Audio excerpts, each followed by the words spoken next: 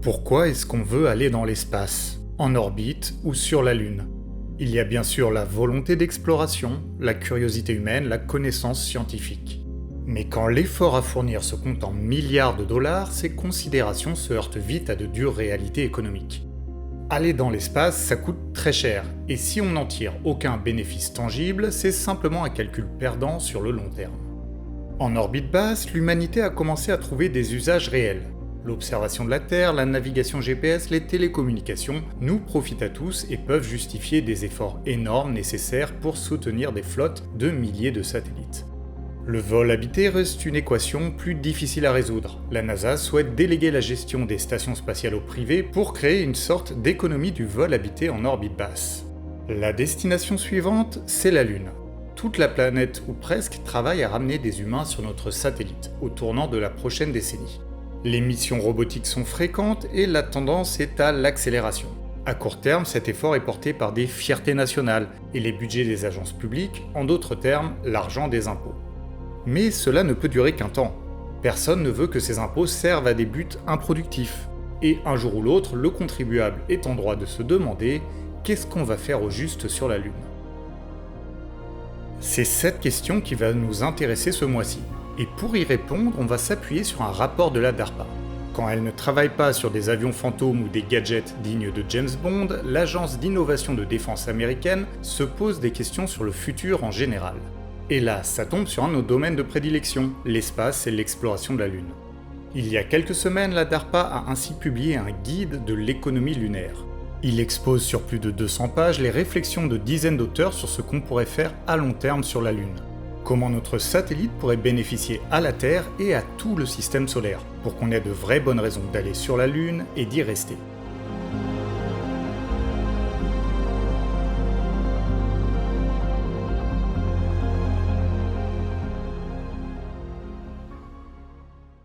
Le rapport s'appuie sur des travaux de réflexion d'une initiative appelée Lunadis. Elle vise à imaginer à quoi pourraient ressembler les activités humaines sur la Lune dans 10 ans, en 2035. Il se divise en 23 chapitres qui détaillent les applications qui auraient un sens économique sur la Lune et les technologies nécessaires pour rendre ces applications possibles. La DARPA distingue ainsi en quelque sorte deux niveaux dans l'économie lunaire, les applications finales et tous les services intermédiaires qui pourraient les rendre possibles. On ne va pas suivre le rapport dans l'ordre chronologique des chapitres. On va plutôt commencer par la question centrale. Qu'est-ce qu'on peut faire qui soit viable sur la Lune? Ça va être le sujet d'une première vidéo. Et on verra ensuite les technologies et services nécessaires à la surface pour rendre ces applications possibles, lors du prochain dossier spécial membre. En gros, on va voir le pourquoi d'abord, puis le comment ensuite. Pour la DARPA, on peut identifier 3 grandes raisons d'aller sur la Lune. Et sans surprise, la première, c'est les ressources. Le nerf de la guerre et la motivation première de beaucoup des grands efforts de l'humanité ne changent donc pas. Les premières ressources identifiées par l'agence sont l'oxygène et les métaux. Ce ne sont évidemment pas des éléments qui sont destinés à être ramenés sur Terre. La logique de la DARPA, c'est que la production locale doit d'abord alimenter une demande locale.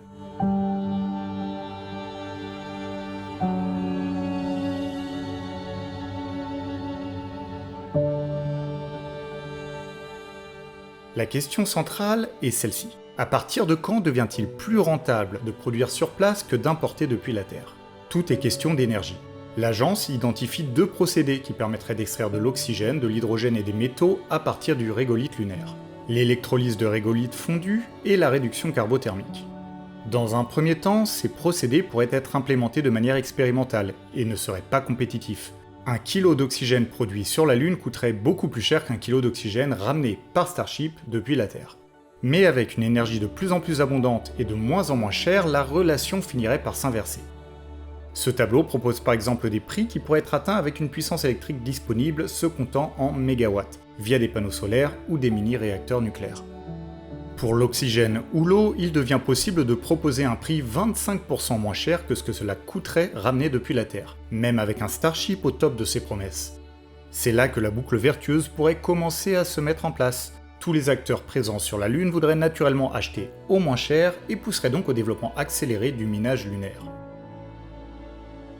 Alors, je vous vois venir, on tape un peu à côté de notre objectif initial. Aller sur la Lune pour produire des ressources qui sont utilisées sur la Lune, c'est un serpent qui se mord la queue. On ne perd rien si on ne va pas du tout sur la Lune. C'est ici qu'intervient une sorte de deuxième cycle. La NASA pense que l'économie lunaire pourrait d'abord se développer localement, mais qu'à terme elle pourrait tourner son regard vers la Terre ou plutôt vers l'orbite terrestre. Évidemment pas avec de l'oxygène et de l'eau. Ainsi, avec une énergie abondante installée pour moins de 2000$ du kilowatt et un transport supposément par Starship inférieur à 100$ du kilogramme, de nombreux métaux coûteraient moins cher à amener depuis la Lune vers l'orbite terrestre que depuis la surface terrestre. Les métaux précieux évidemment, mais peut-être également l'aluminium et le fer. On parle de projets d'infrastructures de plus en plus grands en orbite terrestre, méga-constellations, méga-stations, fermes de calcul. Toutes ces applications pourraient être construites avec des matériaux lunaires plutôt que terrestres. À terme, toutes les structures du système solaire pourraient exploiter les mines lunaires. La faible gravité de notre satellite est un avantage imbattable par rapport à la Terre et même par rapport à Mars. La DARPA suggère qu'une telle étape pourrait être franchie autour de 2050. C'est un peu le centre de l'argument lunaire de l'agence. La Lune peut servir à s'étendre dans tout l'espace, y compris en orbite terrestre. Ces ressources sont celles qui sont le plus facilement accessibles, avec un effort de lancement faible. En s'appropriant les ressources lunaires, on peut accélérer les applications spatiales en orbite terrestre, dans l'espace cislunaire et même sur Mars. Les autres applications primaires qu'on va maintenant évoquer s'inscrivent dans la même logique. Et d'ailleurs, la seconde est tout de suite évidente. Si la Lune peut nous fournir des ressources, elle peut aussi nous fournir de l'énergie. La DARPA pense ainsi que l'énergie pourrait être le premier export réel de la Lune. D'ailleurs, toutes les applications de minage qu'on vient d'évoquer ne sont pas possibles sans une quantité importante d'énergie. L'humanité a toujours faim de mégawatts. Chaque année qui passe, notre consommation d'énergie grandit, avec un impact non négligeable sur notre planète et son écosystème. La Lune n'a pas d'écosystème et présente un milieu tellement hostile qu'on a du mal à voir comment on pourrait le rendre pire.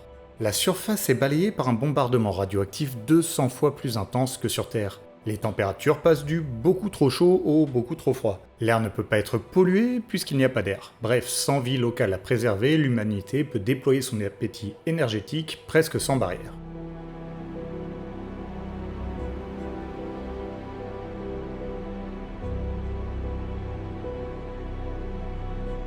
Enfin si, l'énergie produite sur la Lune ne peut pas vraiment être rapatriée sur Terre. La DARPA explore brièvement la possibilité de transférer de l'énergie par laser, mais l'opération est extrêmement inefficace. Il faudrait 100 satellites pour transférer 1 kW en continu.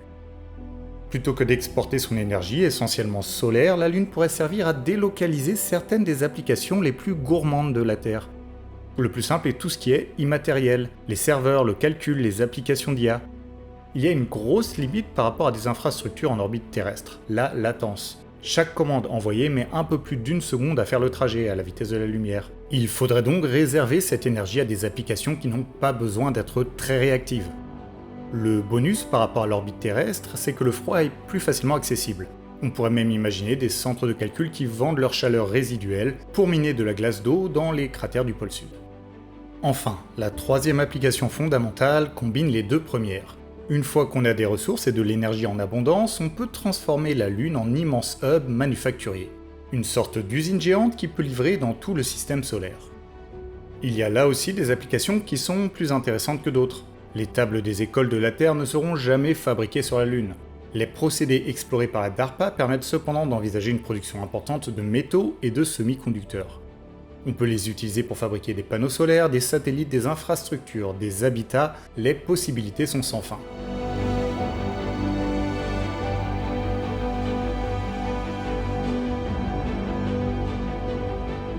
D'après la DARPA, c'est d'ailleurs l'ambition lunaire ultime, fabriquer le premier hub manufacturier de l'humanité qui ne soit pas soumis à la taxe gravitationnelle de la Terre. Tout ce qu'on enverra dans l'espace depuis notre planète sera toujours difficile à lancer. La Terre est la plus grosse planète tellurique du système solaire et possède une atmosphère épaisse. C'est ce qui rend le vol spatial si difficile. A contrario, ce qui est produit sur la Lune est comparativement extrêmement facile à renvoyer en orbite. Pour se rendre compte de la différence, on peut mettre côte à côte une Falcon 9 et le module d'ascension du LEM d'Apollo. Tous deux ont la même tâche, propulser un équipage en orbite. L'un est cependant considérablement plus petit que l'autre.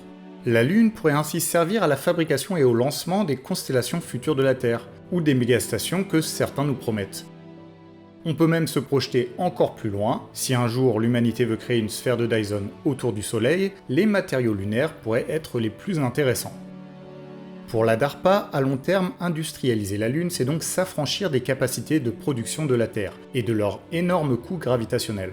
C'est par ailleurs une preuve de concept qui pourrait être exploitée dans tout le système solaire. Une fois qu'on sait faire des panneaux solaires, de la métallurgie et de la fabrication sur la Lune, on a les méthodes pour reproduire l'exercice sur les astéroïdes ou même sur Mars.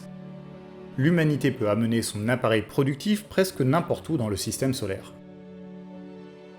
Alors, est-ce que ça vous convainc ? Est-ce que vous pensez qu'on doit tenter de s'étendre ainsi sur la Lune pour son énergie, ses ressources et sa capacité à produire et à lancer dans tout le système ? Est-ce que cela bénéficierait aux habitants restés sur Terre ? Ou y aura-t-il une frontière toujours très coûteuse entre ce qui se passe sur notre planète et ce qui peut être fait au-delà ?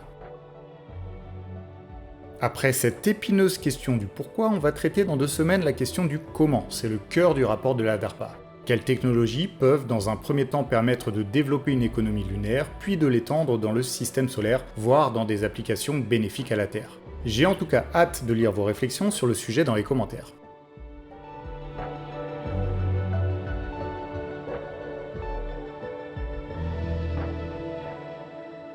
Voilà qui nous amène au bout de cette vidéo. Comme d'habitude, vous pouvez faire part de vos remarques et questions et retrouver la source unique de la vidéo, le rapport de la DARPA, dans la description. Nous, on se dit à mardi prochain avec Hugo pour un DNDE, et d'ici là, citoyennes, citoyens, portez-vous bien.